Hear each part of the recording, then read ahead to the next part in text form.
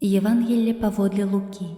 Пан вызначыў іншых 72 і паслаў іх падвое перад сабою у кожны горад і месца, куды сам меўся пайсці, і сказаў ім: «Жніво сапраўды вялікае, ды работнікаў мала.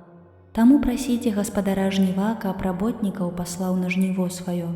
Ідзіце, вось я пасылаю вас, як ягнят сярод ваўкоў. Не бярыце ні каліты, ні торбы, ні сандаляў, і ў дарозе нікога не вітайце.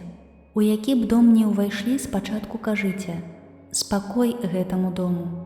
Калі будзе там сын спакою, то на ім спачне спакой ваш. Калі ж не, то вернецца да вас.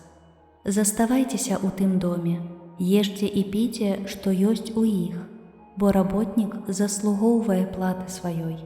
Не пераходзьце з дому ў дом. Калі прыйдзеце ў які горад і прымуць вас, ешце, што вам пададуць. Аздараўляйце ў ім хворых і кажыце ім: наблізілася да вас валадарства Божае. Калі прыйдзеце ў які горад і не прымуць вас, то выйдзеце на яго вуліцы і скажыце: нават пыл горада вашага, які прыліп да ног нашых, атрасаем. Аднак ведайце, што наблізілася да вас валадарства Божае.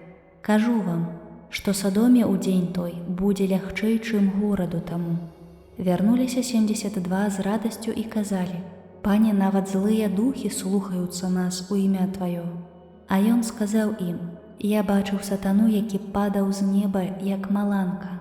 Вось я даў вам уладу наступаць на змеяў і скарпіёнаў і на ўсю варожую сілу, і нішто не пашкодзіць вам. Аднак не радуйцеся таму, што духі слухаюцца вас, а радуйцеся таму, што імёны вашыя запісаны ў нябёсах».